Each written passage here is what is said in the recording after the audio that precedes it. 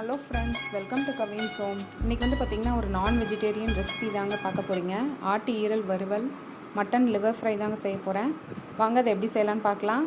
இதுக்கு வந்து பார்த்திங்கன்னா 200 கிராம் ஈரல் எடுத்திருக்கேங்க, ஆட்டு ஈரல். இது கூட ஃபஸ்ட்டு சாட்டேஜ் பண்ணிக்கலாம். கொஞ்சம் உப்பு, அரை ஸ்பூன் மஞ்சள்தூள், அரை ஸ்பூன் மிளகுத்தூள் போட்டு ஃபஸ்ட்டு விரவி வச்சிடலாம். கடையிலேருந்து வாங்கினது நல்லா கழுவிட்டு அதுக்கப்புறம் அதை போட்டு மிக்ஸ் பண்ணி வச்சுக்கோங்க. இந்த பக்கம் மிக்ஸி ஜாரில் அரைக்க போகிறோம். சின்ன துண்டு இஞ்சி, 5 பல் பூண்டு, 10 சின்ன வெங்காயம்,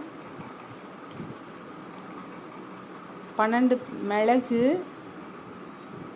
அரை ஸ்பூன் ஜீரகம், 1 ஸ்பூன் சோம்பு, கிராம்பு 4 கிராம்பு, ஒரு வரமிளகாய், அப்புறம் 2 நீளமான துண்டு பட்டை.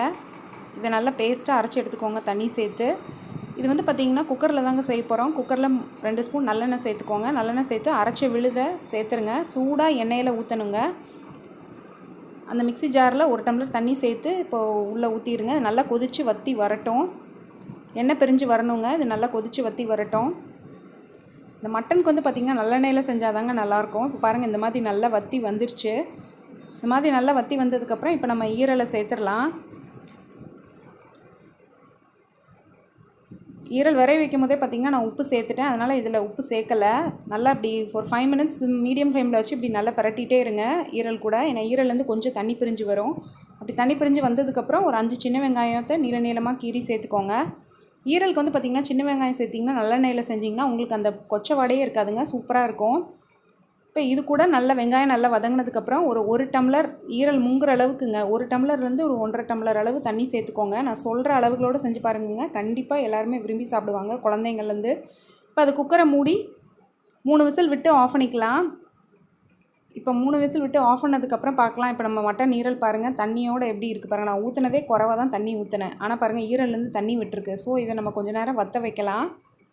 வற்ற வச்சு இந்த மாதிரி குழுன்னு கொஞ்சம் கிரேவி மாதிரி இருக்கிறப்போ ஆஃப் பண்ணிவிட்டு இப்போ நம்ம தாளித்து கொட்டி இரும்பு கடாயில் தாங்க இப்போ தாளிக்க போகிறேன். ஏற்கனவே 2 ஸ்பூன் விட்டு வேக வச்சுருக்கேன். அதனால் இதில் 1 ஸ்பூன் நல்லெண்ணெய் சேர்த்துக்கோங்க. நல்லெண்ணெய் நல்லா காஞ்சதுக்கப்புறம் கருவேப்பிலை சேர்த்துக்கோங்க. இந்த கருவேப்பிலை ஃப்ரை பண்ணிவிட்டு நல்லா பேப்பர் மாதிரி முருகணுங்க. முருகினதுக்கப்புறம் நீங்கள் அதுக்கப்புறம் மட்டன் ஈரலை போட்டு அப்படியே பரட்டணும். சூப்பராக இருக்கும் பாருங்கள். இந்த கருவேப்பிலையை தூக்கி தூரவே போட மாட்டேங்கிங்க, அவ்வளோ டேஸ்ட்டாக இருக்கும் ஈரலோடு சேர்த்து.